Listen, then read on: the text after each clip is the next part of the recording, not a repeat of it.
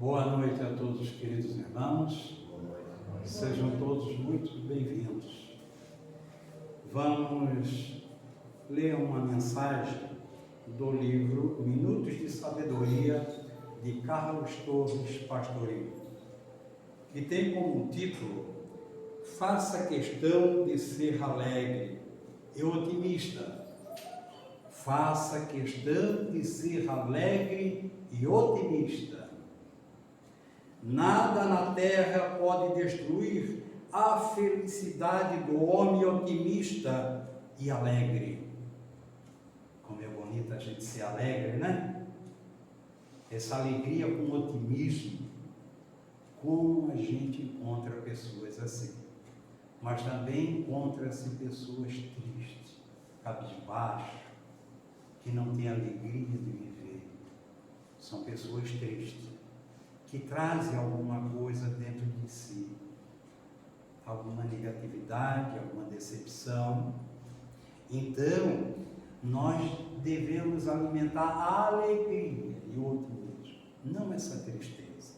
E ele nos diz, continua nos dizendo: se lhe chegarem dores, receba-as com calma e não se deixe atingir por elas. Porque as dores são normais, as vicissitudes da vida, mas não podemos deixar que ela nos domine. Não coloque sua felicidade no que lhe vem de fora. Tem que ser trabalhado. A felicidade vem de dentro de cada um de nós, não de coisas externas. Então, por isso, nós temos que alimentar as coisas boas. Construa a sua felicidade dentro de você mesmo, fazendo consistir sua ventura no progresso constante da vida do Espírito, na sabedoria do coração.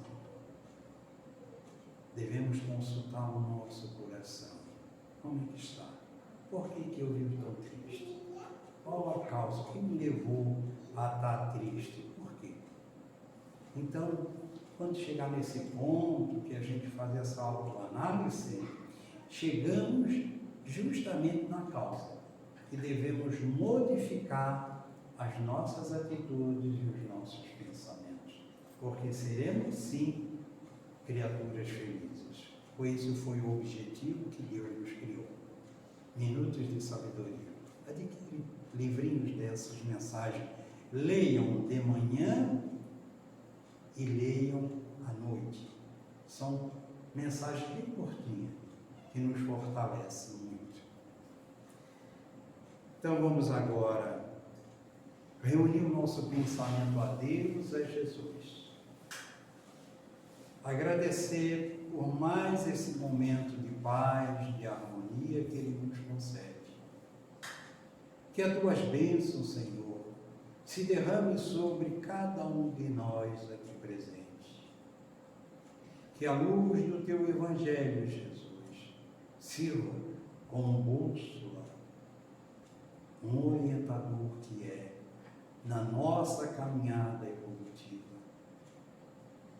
Nos ajude, Senhor, a nos libertar da nossa ignorância, do orgulho, da vaidade, do egoísmo, da nossa falta de fé. Faça, Senhor, que brote no coração de cada um dos Teus filhos a paz e a harmonia. Que este momento de prece não fique somente entre nós, encarnados e desencarnados nesse ambiente, mas que ela se transforme em bênção e luz e vá ao encontro de todos os nossos irmãos de humanidade. Pai nosso, que estás no céu, santificado é o Teu nome. Venha a nós o Teu reino, seja feita a vossa vontade, na terra como no céu. O pão nosso de cada dia dá-nos hoje. Perdoai nossas dívidas, assim como perdoamos os nossos devedores. Não nos deixes cair em tentação tentações e nos livre do mal. Em teu nome, Pai, em teu nome, Jesus, em nome da equipe espiritual que nos assiste e que nos assessora, declaramos aberto a palestra doutrinária da noite de hoje. Que as tuas bênçãos, Senhor, envolva a todos nós, agora e sempre. Para a alegria de todos nós, temos na nossa casa, pela segunda vez, o nosso querido irmão Humberto Pierre. Humberto é filho e neto de espíritas. Nasceu num berço espírita. Como é lindo, né? A gente apresentar um jovem, assim como foi eu, quando criança, nascido em berço espírita, desde criança. Então isso nos remete à nossa origem, Humberto. Então, Humberto é um fiel servidor do Centro Espírita Amor e Caridade, aqui da Fazenda Santo Antônio, aqui num bairro aqui, com aqueles que não conhecem Santo Antônio, a Fazenda do Max, tá? Mas o bairro Santo Antônio de São José, do qual passamos a palavra e rogamos a Deus muita luz e muita paz. A palavra é tua, amigo. Fica à vontade. Boa noite. Boa noite. Boa noite. Gostaria de agradecer a casa, primeiramente a Deus, por a casa, a oportunidade de estudo e de estar nesse ambiente que sabemos que só nos faz bem. Não tem como nos trazer nada de ruim estando nós aqui. O tema, como coloquei ali no quadro, que trouxe hoje, é o sofrimento. Eu gostaria de começar dizendo que Deus criou o universo e tudo que nele existe. E se sabemos que Deus é amor e sabedoria infinita, sabemos que Ele nos ama mais do que a mãe que mais amou no mundo ama o filho. Podemos dizer até que Ele ama mais do que todas as mães do mundo juntas, porque todo o amor que existe nas mães, que é o amor mais puro que nós conhecemos na terra, foi Ele, é um reflexo do Criador. E se uma mãe ou um pai que ama o seu filho mais do que tudo, como disse nosso Mestre Jesus, se pedisse a eles um pão, eles não lhe dariam uma pedra. Que se pedisse a um pai que ama um filho um peixe, ele não nos daria uma serpente. Sendo que todos nós queremos a felicidade e que Deus nos ama mais do que tudo, claro que quer dar para nós, e que na felicidade não pode haver sofrimento algum, porque é o contrário dela. Por que no Evangelho, segundo o Espiritismo, capítulo 9, item 7, começa com a seguinte frase: a dor é uma bênção que Deus envia a seus eleitos. Essa frase é um paradoxo. O que é um paradoxo? Eu trouxe aqui a definição do dicionário dessa palavra. Então, paradoxo é um pensamento, proposição ou argumento que contraria os princípios básicos e gerais que costumam orientar o pensamento humano ou desafia a opinião consabida, a crença ordinária e compartilhada pela maioria. Ou seja, paradoxo é uma aparente falta de nexo ou de lógica. É uma contradição.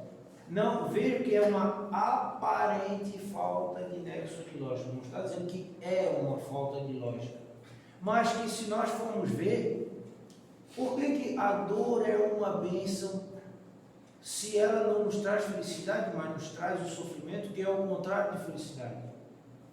Nós não conseguimos ver um nexo assim declara isso. Só que o maior ensinamento do mundo que teve até hoje, que é o Sermão da Montanha, que é, como disse Gandhi, que nem era cristão, que se todas as escrituras do mundo se perdesse e ficasse só as bem-aventuranças, que é a primeira parte do Sermão do Monte, nada de importante haveria sido perdido, de ter sido perdido. E a gente vê que esse Sermão do Monte, essas bem-aventuranças, são em grande parte um grande paradoxo, uma grande contradição. Ele começa assim, em Mateus 5. Vendo Jesus as multidões, subiu ao monte e, como se assentasse, aproximaram-se os seus discípulos. E ele passou a ensiná-los, dizendo: vejam que a maior maravilha que aconteceu nesse planeta foi um evento extremamente simples. Não tinha uma câmera filmando, não tinha autoridade, não tinha fogo de artifício, não tinha nada.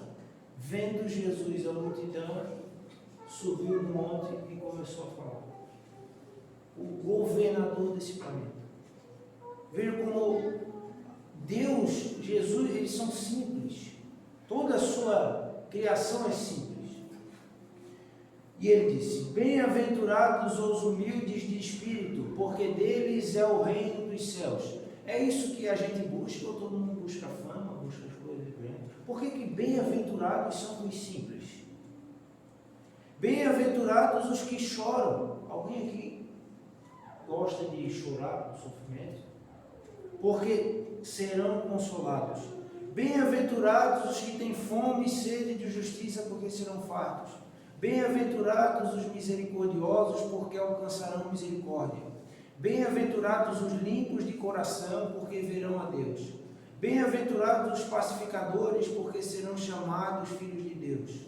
Bem-aventurados os perseguidos por causa da justiça, porque deles é o reino dos céus. Veja isso aqui. Bem-aventurados sois quando por minha causa vos injuriarem e vos perseguirem, e mentindo disserem todo mal contra vós. Regozijai-vos e exultai, porque é grande o vosso galardão nos céus.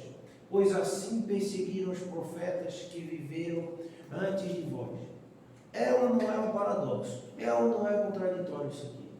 Muitas dessas frases. E é o maior ensinamento que nós já recebemos até hoje. Mas por que nós não acreditamos que isso é de fato contraditório? Nós espíritas temos 5 pilares que fazem-nos acreditar que isso não é contraditório. Primeiro, nós acreditamos na imortalidade da alma, ou seja, o nosso corpo morre, mas o nosso espírito, uma vez criado por Deus, nunca irá se extinguir. Muita gente fala assim, tem até um vídeo na internet que fala, até de certo ponto, para falar de abuso de autoridade, essas coisas, ele faz sentido, mas ele diz assim: você sabe com quem você está falando? Ele diz: você é uma pessoa de 8 milhões de pessoas, de um planeta, do sistema solar, tem 1 milhão de planetas solares, de um monte de galáxias, de milhões de galáxias, quer dizer que nós somos pequenos. Só que assim, o planeta vai deixar de existir, o Sol vai deixar de existir, a galáxia vai deixar de existir, e nenhum de nós vai deixar de existir. Vejam como nós somos grandes para Deus. Então, esse é o primeiro ponto. Nós somos imortais. Uma galáxia vai deixar de existir, nós não vamos deixar de existir. Segundo ponto é a pré-existência do Espírito a contar desta vida. Ou seja, nós vivemos agora, não vamos morrer, mas não nascemos nele quando fomos gerados por nossos pais aqui na Terra, mas que já tínhamos uma vida pregressa. Outro ponto, terceiro, nós acreditamos na reencarnação. Nunca vamos morrer, não nascemos nesta vida, mas e ainda assim tivemos muitas vidas para trás. Nós acreditamos nas palavras de nosso Senhor Jesus Cristo, e uma delas diz, e nos fala da lei de ação e reação, que como poesia perfeita, ele nos fala que o plantio é livre, mas a colheita é obrigatória. Somos responsáveis por todos os nossos atos. Acreditamos neste livro sagrado. E como quinto ponto, eu digo o que está na primeira carta de João: Deus é amor. Se nós acreditarmos na imortalidade da alma, na pré-existência do espírito, na reencarnação, na lei de ação e reação, e que Deus é amor, essas palavras não mais são paradoxos, não mais são contraditórias. Pelo contrário, elas fazem todo o sentido. A dor é uma bênção que Deus envia a seus eleitos. Mas para que nós possamos exemplificar, vamos então falar uma história que eu peguei, que é de um espírita que para mim é dos mais extraordinários, das histórias mais extraordinárias, que eu acho que se não existisse alguém contasse eu não iria acreditar, e ela aconteceu no Brasil. Alarico o Grande, general e rei dos visigodos, conquistou a Roma no início do século V. Acreditava ele ter o mundo aos seus pés. Sabendo Santo Agostinho, que era bispo daquela região de Roma, que ele iria invadir a sua comunidade, o local onde ele era bispo, foi ter com ele corajosamente, e sabemos que inspirado, obviamente, porque, né, e ter como um general sanguinário como era Alarico, foi ter com ele uma conversa. E sendo ridicularizado pelos soldados, conseguiu chegar, por conta de Deus, é claro, dos espíritos inspirados, conseguiu chegar até o quartel-general ali onde estava Alarico. E ele disse assim: o senhor tome a cidade, o senhor roube o que o senhor tiver, o senhor roube o que o senhor quiser roubar, mas assim, deixe a igreja de do meu Deus, e eu vou rezar pela tua alma. E ele fala assim: não me fale em teu Deus, eu sou o teu Deus. E expulsou Santo Agostinho de lá. Porém, alguma coisa tocou o coração de Alarico. E no outro dia, nos próximos dias, quando ele invadiu a localidade que Santo Agostinho estava, ele destruiu tudo mais, saqueou, matou pessoas, e Santo Agostinho havia enchido a igreja dele de gente. Por alguma coisa, ele não invadiu e deixou a igreja intacta. Depois ele desencarna e se arrepende, Alarico, no mundo espiritual. Volta para o seio do mesmo povo, e por conta da sua inteligência e liderança, ele se torna Alarico II.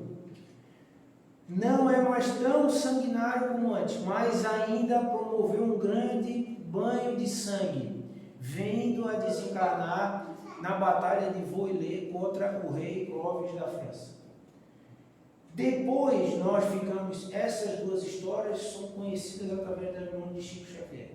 Outra reencarnação desse espírito que nos é revelada veio através de Divaldo Franco, que conta que ele foi aquele poderoso cardeal Richelieu, que um homem muito inteligente, através do clero, conseguiu alcançar o posto de primeiro-ministro da França e foi primeiro-ministro por 18 anos. Ele era um estadista que tinha ideais, e é dono daquela frase, que os deuses dele eram a Igreja Católica e a França. E tudo aquilo que ia contra o seu país, ele não se importava com o banho de sangue, porque ele tinha esse ideal. Deixou muitos povos na miséria. Só que daí, por conta da misericórdia de Deus, não mais deixando esse rio fluir da maneira com que estava fluindo, ele, 350 anos depois, encarna no Brasil. O seu nome era Jesus Gonçalves. Ele encarna no Brasil no dia 12 de julho de 1902 e nos deixa um legado de conversão pelo sofrimento, para mostrar a misericórdia de Deus. E no livro que fala da sua história diz assim: a lei de amor expressa-se no arrependimento e o arrependimento expressa-se na reparação. Então ele nasce em São Paulo e com 3 anos de idade perde sua mãe com tumor no fígado. Ele nasce em uma família muito pobre e tem que trabalhar muito, trabalha na roça desde cedo para ajudar a sustentar a sua família. Então, com 14 anos ele trabalha numa fazenda e nessa época ele aprende a tocar baixo e ele forma uma banda. Depois que ele forma uma banda, ele começa, por conta desse espírito de milênios atrás, esse espírito de liderança, ele começa a atrair as pessoas para próximo dele e ele fica bem conhecido no vilarejo. Com 17 anos, ele se muda para Bauru, tenta finalizar os estudos dele e não consegue. Aos 20 anos, vejam que jovem, ele se torna tesoureiro da cidade de Bauru. E ele casa com uma viúva, que já tinha 2 filhos. Aí ele tem mais 4 filhos com ela e ela desencarna. Ele já perdeu a sua mãe, teve uma vida muito difícil, pobre, e agora perdeu a esposa. Tem 6 filhos. Aí depois ele desposa uma outra moça, a Anitta, que o apelido dela era Ninita, que era sua vizinha e era uma pessoa muito boa. E aí com ele, eles se casaram. Nesse tempo, ele era ateu, tá? Nesse tempo, ele tinha uma banda, ele escrevia para jornais, ele dirigia e atuava como ator nos teatros da cidade. Ele era uma mente, assim, muito trabalhador, ele tinha uma grande liderança. Aí, logo depois disso, quando a sua vida estava começando a estabilizar, veio a grande prova. Mas ele já passou do estudo agora, veio a grande prova, assim, hanseníase, né? A lepra. Tem que abandonar, tem que deixar seus filhos com parentes. Perde o seu emprego. Vai para um sítio concedido por um amigo seu da prefeitura. Lá ele começa a plantar melancia e outra coisa que agora não me lembro. Só que o serviço sanitário do município recorre para um asilo colônia. Nesse asilo colônia, ele forma uma banda, ele continua escrevendo para jornais, faz peça de teatro e dirige. E sempre dizia assim: onde está esse Deus que todo mundo fala? Eu que nunca fiz mal para ninguém, estou com a doença incurável e me dá muitas dores, e agora?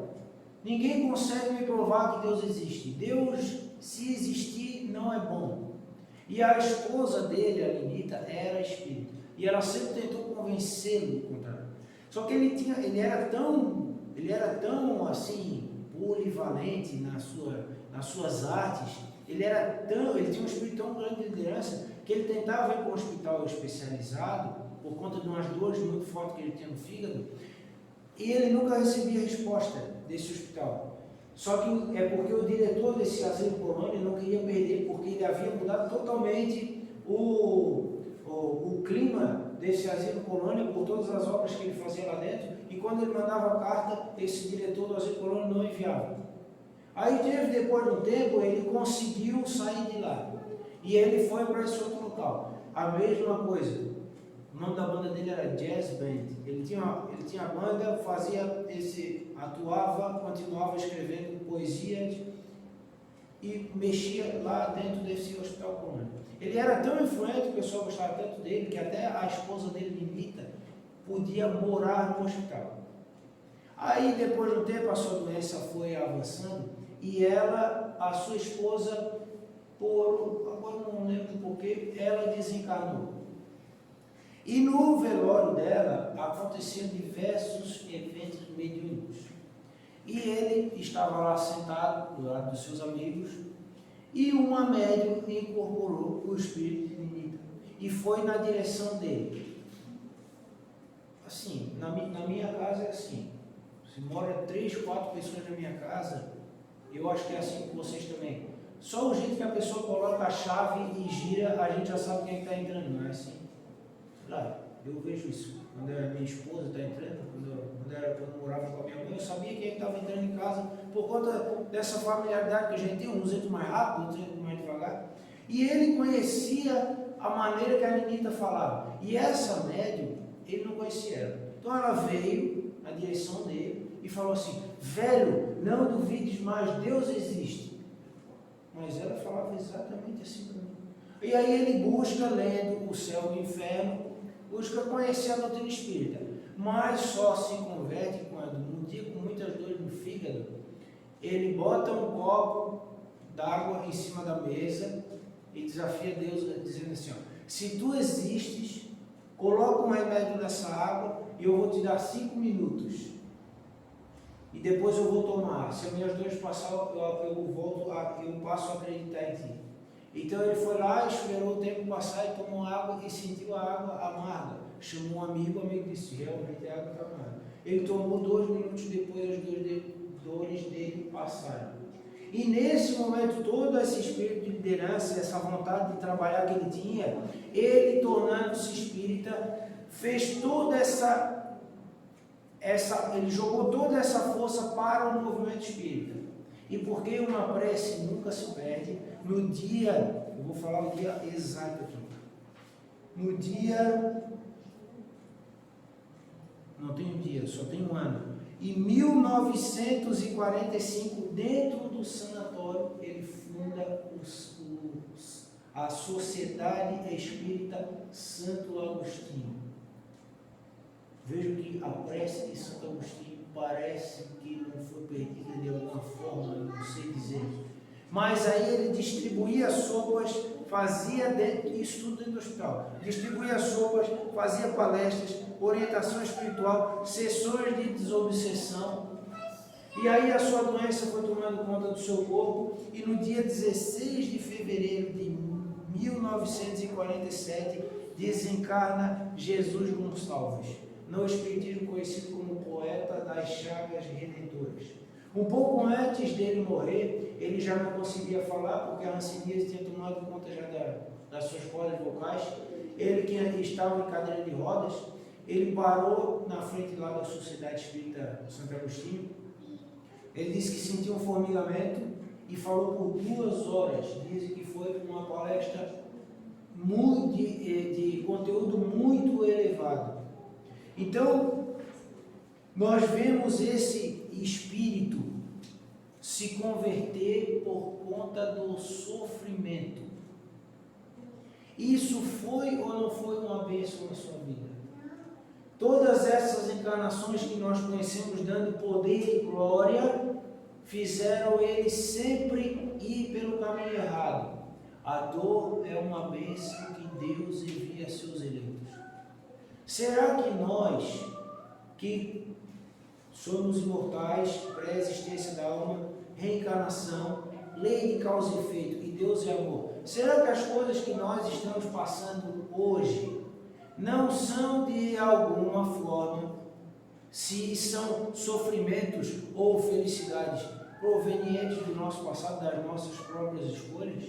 Nós que somos espíritas, é óbvio que temos que acreditar nisso.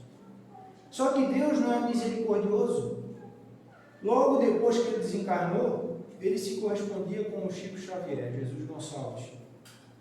E um dia o Chico conta que ele viu na porta um ser com muita luz e que ele tinha luz em 2 partes do corpo mais do que em qualquer outra, no pescoço e na perna direita. que era onde a hanseníase mais tinha afetado Jesus Gonçalves. E Jesus Gonçalves se apresentou cheio de luz diante dele. Olha a misericórdia de Deus, porque ele havia feito tanto mal, havia matado milhares de pessoas em uma vida dedicada a Deus. Olha o tamanho da misericórdia, ele já virou um espírito de luz. Porque a gente acha que às vezes assim, não, tudo que eu fizer eu vou ter que pagar. Tá aí, onde é que existe a misericórdia de Deus? Deus quer que a gente pague como a justiça aqui da terra? Ou a justiça dele é baseada no amor? Então, tudo aquilo que nós passamos de sofrimento já é abrandado. Se nós fôssemos pagar por todos os males que nós fizemos, de fato, a nossa vida ia ser muito mais desgraçada do que nós dizemos que é hoje. É porque nós não conhecemos. Se nós conhecêssemos, nós estaríamos agradecendo pelas dores que estamos passando hoje. De certeza.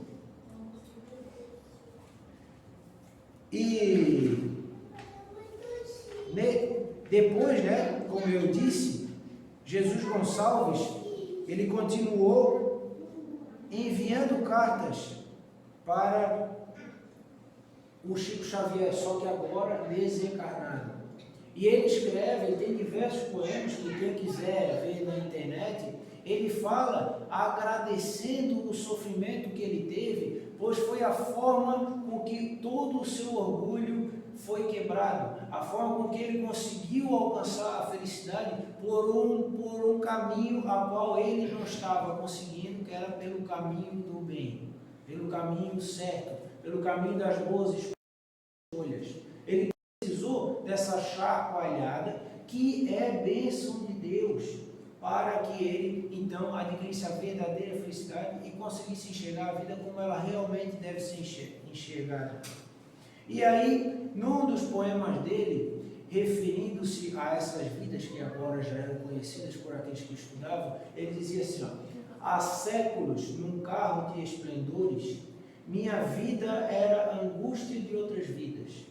Estraçalhava multidões vencidas, coroado de púrpura e de flores. Depois a morte, os longos amargores. Depois ainda a volta a novas lidas. O berço pobre, o manto de feridas, a solidão e os prantos redentores. Volve do rei antigo num réu que espanta. E o Senhor me concede uma lepra santa para cobrir-me de chagas benfazejas.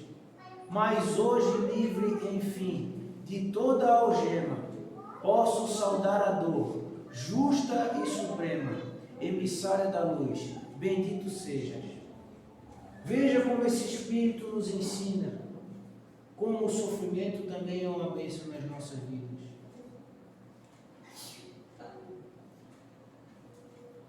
Todos nós, assim, isso não é uma revelação, né? Todos nós temos uma certeza, a maior certeza da vida qual que é? Que nós vamos morrer. A maior certeza da vida é a morte. Quando nós somos jovens, nós vamos trabalhar, nós reservamos uma parte, que se trabalharmos em carteira assinada, ela é obrigatória até, e essa parte, 10, 12, 15%, depende, ela é depositada numa conta para nós, que depois do tempo que nós trabalharmos, nós vamos nos aposentar. Essa diferença de 10, 12%, seria bom se nós recebêssemos agora? Seria bom. Alguém não sentiria falta? Todos sentimos falta.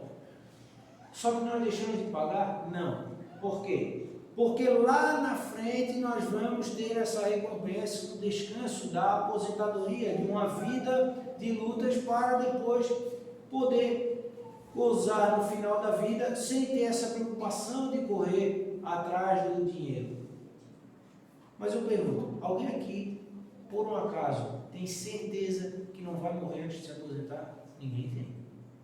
Todos nós podemos morrer antes de se aposentar. Agora, então por que você paga? Porque vale essa aposta. Porque imagina se eu chegar lá e agora que eu estou na idade de me aposentar, eu não paguei e não estou aposentado. E agora? Eu tenho que trabalhar até outro dia da minha vida? Então a gente paga por essa aposta. Agora, por que nós então não nos preparamos para morrer se isso é certo? Isso é a coisa mais certa do mundo. Tem o diálogo de Sócrates, tá? Esse livro está no Fedro, um livro de Platão, e quando eles condenam Sócrates à morte, Sócrates diz assim, tudo bem, mas está todo mundo condenado à morte. Mas Sócrates, tu vai morrer antes. Ele diz assim, mas como é que vocês sabem que vocês não estão fazendo um favor para mim? Se a morte é uma escuridão, depois que eu não vou lembrar nem como sonho, se eu fiz coisa boa, fiz coisa ruim, é indiferente, eu não vou lembrar. Agora, se existe alguma coisa depois, a minha consciência está tranquila. Então, talvez, eu que estou buscando seguir as leis, e se vocês me matar por eu buscar seguir as leis, eu vou estar indo para com os deuses. Quando um espírito chega num nível desse, nada mais o abala. A vida aqui não o abala. Nada poderia comprar Jesus. E nós ficamos sabendo disso aqui agora, esse sofrimento, todo ele, quando nós tivermos, pensemos nesses espíritos que passaram por coisas muito mais complicadas do que nós, que o sofrimento que eles passam é infinitamente maior, e eles vêm com essa missão para nos provar isso, para mostrar que nós não estamos sofrendo mais do que os outros, que o sofrimento é uma bênção para que Deus nos dá. Tenhamos bom ânimo e que Cristo vai nos amparar. Deus não nos dá uma cruz mais pesada do que possamos carregar. Se nós estamos julgando um problema muito grande, é porque Deus crê que nós somos mais fortes do que aquele problema. Temos que ter essa autoestima, porque como eu disse no começo, uma galáxia vai deixar de existir, mas o nosso ser nunca vai deixar de existir. Deus nos ama e vai cuidar de nós todo o sempre. Muito obrigado.